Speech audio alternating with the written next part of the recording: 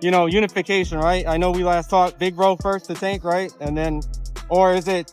Whoever. I told Tank. Tank know what's up. You know what I mean? He know what he up against when he fights Shakur or Keyshawn.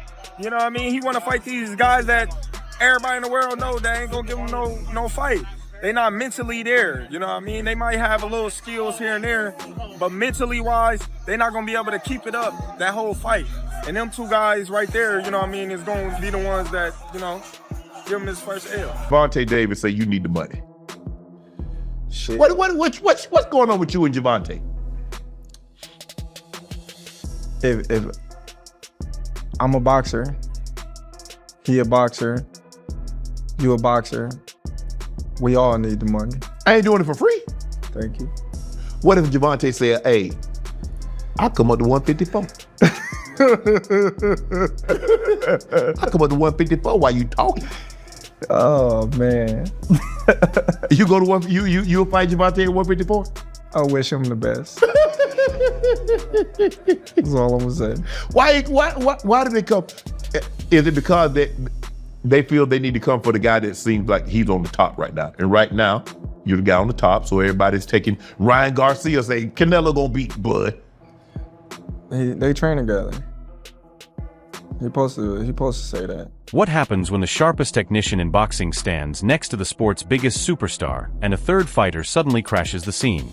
This wasn't just a regular press event. It was Terence "Bud" Crawford linking up with Canelo Alvarez in front of the cameras. Two legends of this era showing clear respect for each other. But the spotlight quickly shifted when Gervonta "Tank" Davis appeared without warning and the atmosphere turned tense. Crawford didn't hold back. He looked at Tank and said, "You messed up." And with Crawford, those words carry serious weight.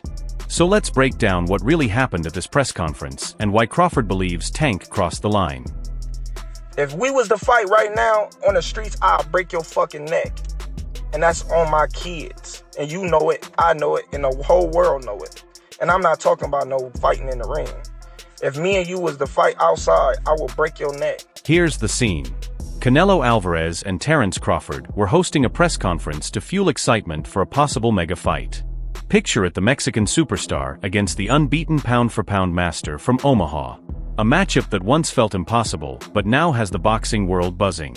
Cameras were flashing, the media filled the room, and Crawford was finally enjoying the spotlight, a place he rarely takes since he usually speaks with his skills in the ring. Then suddenly Gervonta Davis walked in unannounced. How could you convince fans that he can beat Canelo? I ain't trying to convince y'all that he can beat Canelo. He's a good fighter. But, bro, I would say smaller fighters are always better than bigger fighters because, like, you know, they're smaller, they know how to move and things like that. But this guy is great at what he do. And another thing, bro. At first, many assumed Tank was only there to observe. But once he began stirring things up, whispering to members of Crawford's team, smirking at the cameras, and pulling attention away from the event, it was obvious this wasn't by chance. Tank came with the goal of making a statement. When people, what I got from that is he's a hater. If you don't know me as a person, let's say you don't like me. Like, you don't know me. Like, you feel me? And I don't give a fuck. Him. If everybody including Will, I mean, win. Fuck. Same question for you. You're a proud father. People who were there say Tank caught Crawford off guard.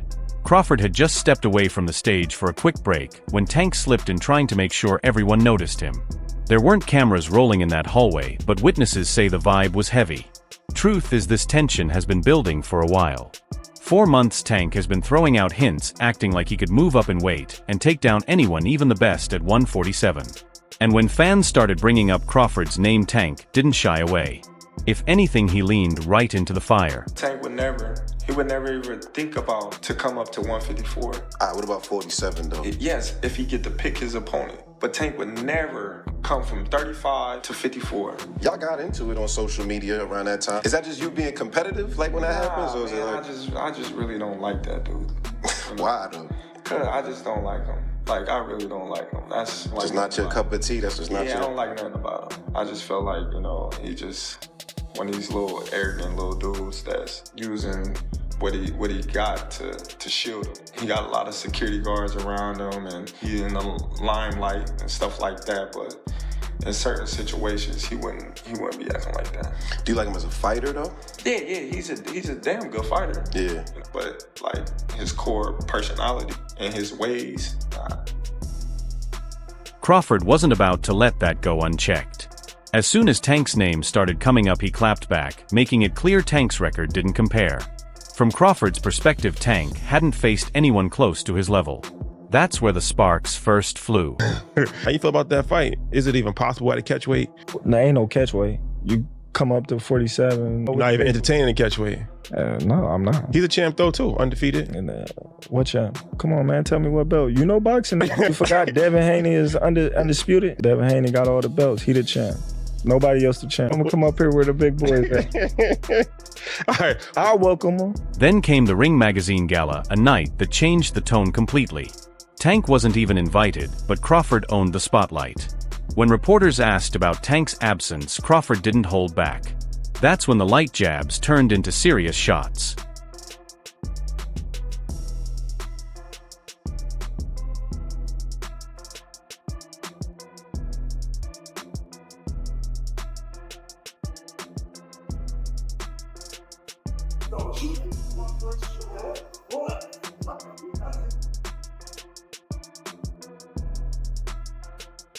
Now Tank is pushing to share the ring with the top dog.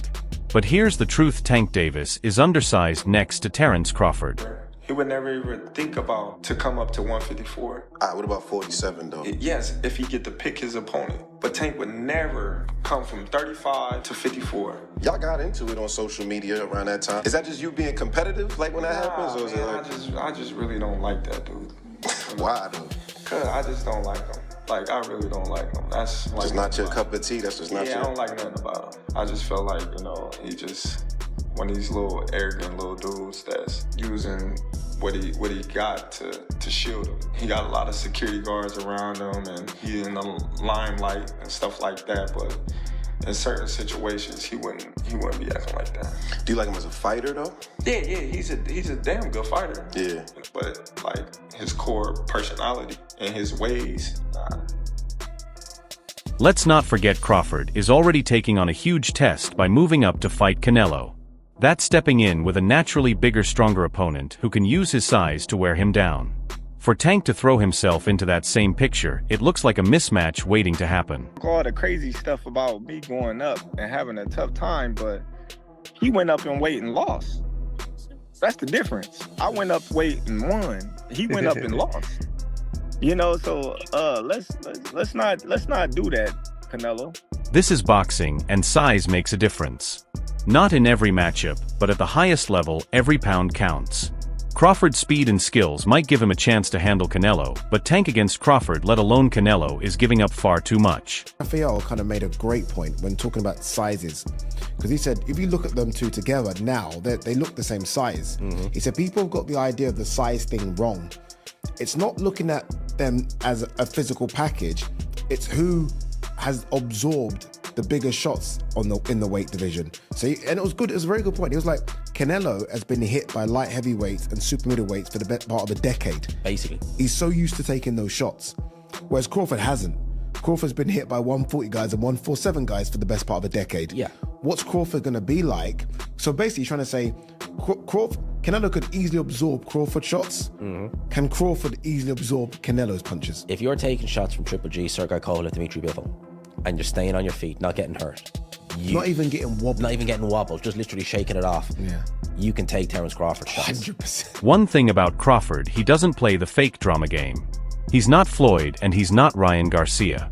He doesn't stir up beef just to trend. So when Crawford looked Tank in the eye and said, "You messed up, it wasn't an act, it was real." However they rate me, it doesn't matter. At the end of the day, we got to fight, and I'm going to win the fight. As simple as that. Can I ask you about if there's any rematch clause with this fight with Canelo? No, it's not. Is that something you pushed for? No, I didn't. And there's any weight restrictions to the fight at all? No, it's not. A lot of fighters would like to put on a weight restriction to this type of fight. Why didn't you want to do that?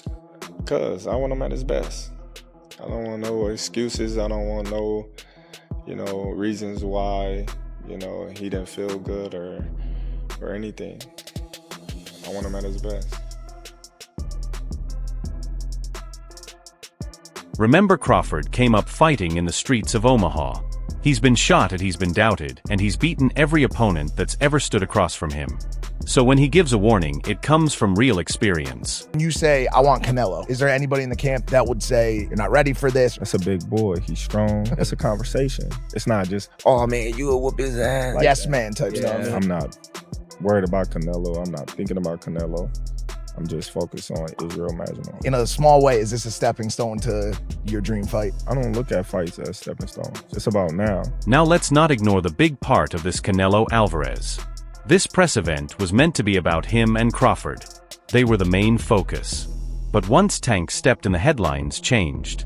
Instead of Crawford versus Canelo, people online were buzzing about Crawford versus Tank. And one thing about Canelo, he doesn't enjoy giving up his spotlight anymore, because he say, I'm not gonna do what they want me to do and this and that. And then he tried to, maybe Turki Al-Rashid told him, hey, you need to do something because you seem so nervous in Riyadh. So and he tried to he walk me back, and that's why I pushed him. And like I say, don't with me. Does it bring a different Canelo then? Yeah, it's different. Yeah, you watch Saunders fight, right? Which one? The Saunders. Oh, he pissed me off. He pissed me off. Yeah. So it's gonna be. Let's not forget who came out on top in the war of words between Tank and Bud. Terence Crawford. And it ties back to Tank versus Roach.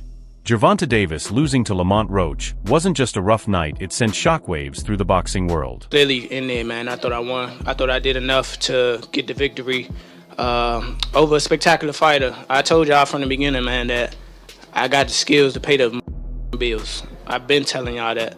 And I'm just glad I got to show it, honestly. I'm glad I got to show it.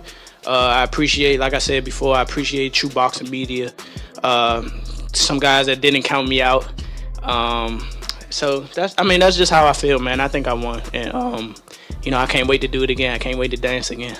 The real turning point came in round 9. That's when Roach caught Tank slipping, landed a sharp combo, and the whole arena exploded. Fans jumped up, jaws dropped as they realized they were witnessing the unthinkable. It should have been scored a knockdown.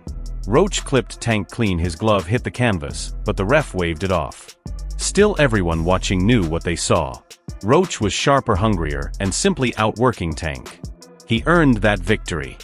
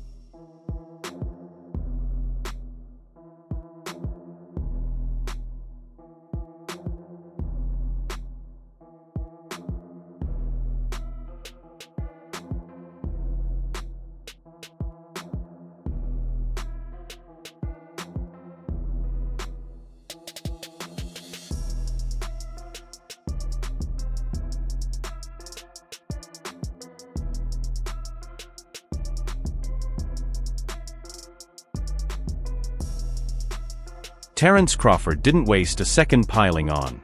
Live on air, Bud said the knockdown was real, called it a robbery, and straight up claimed Tank was exposed. He kept firing shots, saying Tank was overhyped and under-delivering. And the worst part is Tank has no comeback.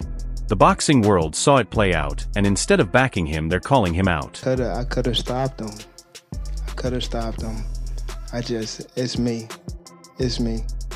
Definitely my fault. Definitely my fault. It's all right. You know what I mean? You live and you learn. I definitely could have. That was on me too. That was on me for sure. Cause I ain't pick it up when I supposed to pick it up, and I could have definitely did more. Definitely did more. Just a lot going on. But again, it was myself, you know. But gotta go to the gym and, you know, get back to the drawing board and, you know, train a little harder. His reputation just suffered one of the biggest blows of his career. And maybe that's why a fight with Bud is no longer just hype, it feels necessary. Not long ago, Gervonta Tank Davis was viewed as the most feared fighter in boxing, the man nobody wanted to face. But today the story sounds very different. Davis, bad dude. See, what I like about Tank is Tank brings something different. You know, back in the days, everybody had something. Muhammad Ali was a mover boxer, George was a puncher, Ernest Shaver was a puncher. Everybody had something they brought to the table. Larry Holmes had a jab. Mike Weaver had overhand right. You know what I'm saying? Everybody has something. That division now is full, and Tank having to be the knockout guy of the division. He the one with the main knockout power. Garcia has it too, but Tank got that real knockout power that, like, if Tank hit one of them clean, usually they gonna have a problem. So it's like, I like Tank. Every now and then, I think when he knows he can beat somebody, he probably don't lock in as hard, but I think when they bring challenges, he locks in. Yeah, he fights to the level of competition. Yes, he was doing that a lot. And he gotta be careful of that. 2 fights ago, he was really doing that. You feel me? So you gotta be careful of that, because if you come in and think somebody is not at your level and you underestimate them, it can get you beat. So that's the only thing I think you gotta be careful of. Other than that, Tank is a really good fighter. Instead of targeting the toughest names in his own division, Tank is talking about Jake Paul fights and cash grab events. The payday is big, sure, but fans can see the hunger fading. That killer mindset seems gone. It feels like he's chasing clout and fast money instead of building the legacy he once looked destined for. And that's the real problem.